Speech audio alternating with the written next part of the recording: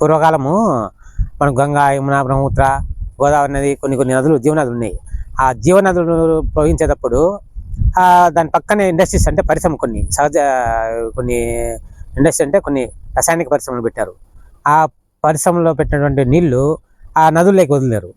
ఆ నదులలో ఉన్నటువంటి నీళ్లు ఈ మంచినీళ్ళు రెండు తోడయ్యి అన్ని కొన్ని ఆ నీళ్ళల్లో విష పదార్థాలు తయారయ్యి ఆ నీళ్ళు మనుషులు తాగేదానా ప్రజలకు ఆరోగ్యానికి హానికరం చేయడం కాకుండా క్యాన్సరు, మూత్రపిండాలకు సంబంధించిన వ్యాధులు, గుండెలకు సంబంధించిన వ్యాధులు అని ఒకదానికి ఒకటి తోడయ్యి ప్రజల యొక్క ఆరోగ్యాన్ని చెడగొట్టడమే కాకుండా మనం ఏమన్నా అడిగినామనుకో, మీరు కెమికల్ ఎన్ని వదులుతాండ్రో అని అన్నామనుకో, వాళ్ళు పట్టించుకునే నాదులు లేడు.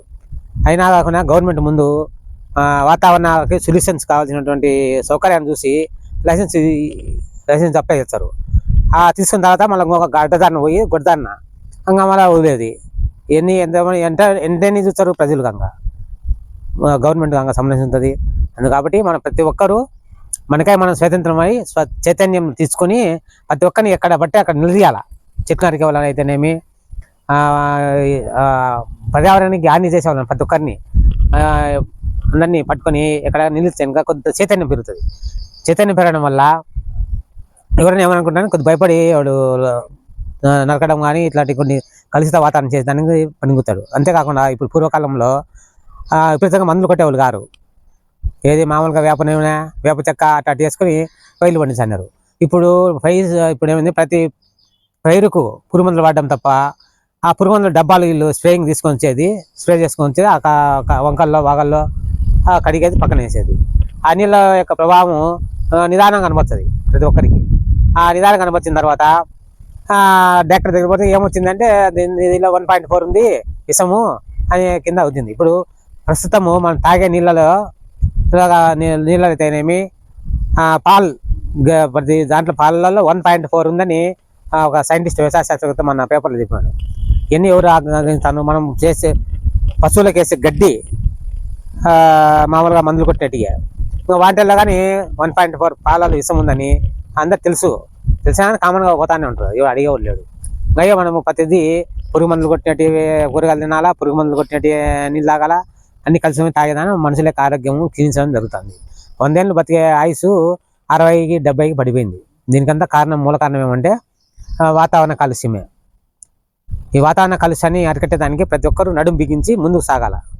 ఎందుకు అనేది ఆలోచించకుండా ప్రతి ఒక్కరిలో ఒక చైతన్యం తీసుకొని మనకమే ప్రతిదీ అనుకొని ఒకరికొకటి చెప్పుని కాలుష్యం లేకుండా తయారు చేసుకోవాలి.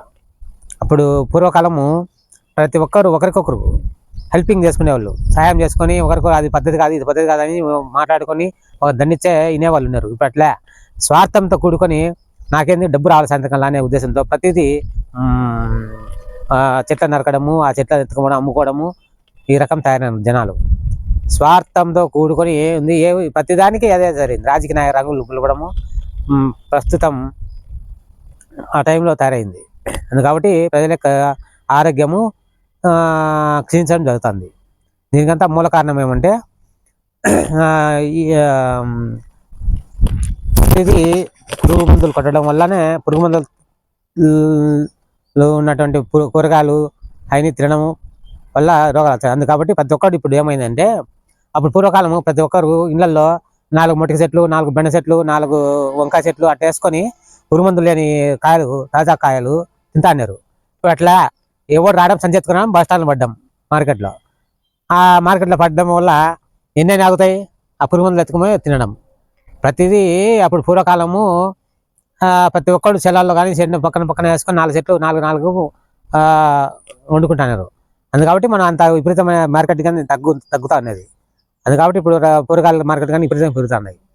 ఇప్పుడు ప్రతి ఒక్కరు ఇంటి ముగ్గ ఇంత స్థలం ఉంటుంది. 4 బెండ, 4 వంకాయ చెట్లు, 4 బేర చెట్లు అట్లా వేసుకుంటే మనకు కానీ ఇంట్లో ఆదా అవుతుంది. ఇంకా ప్రతిదీ డబ్బులు పెట్టి కొనాలంటే కోట్ల పడిగెత్తాల.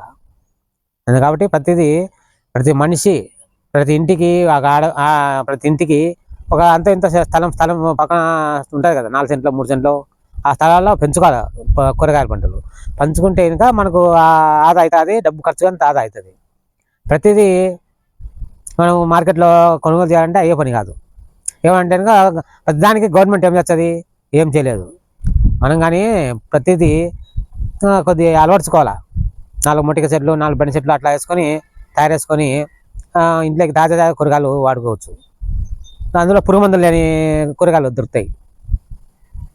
ఎందుకంటే ఆ రకంలో మనుగడ సాగించుకుంటే మనకు అంత లాభం ఉంటుంది.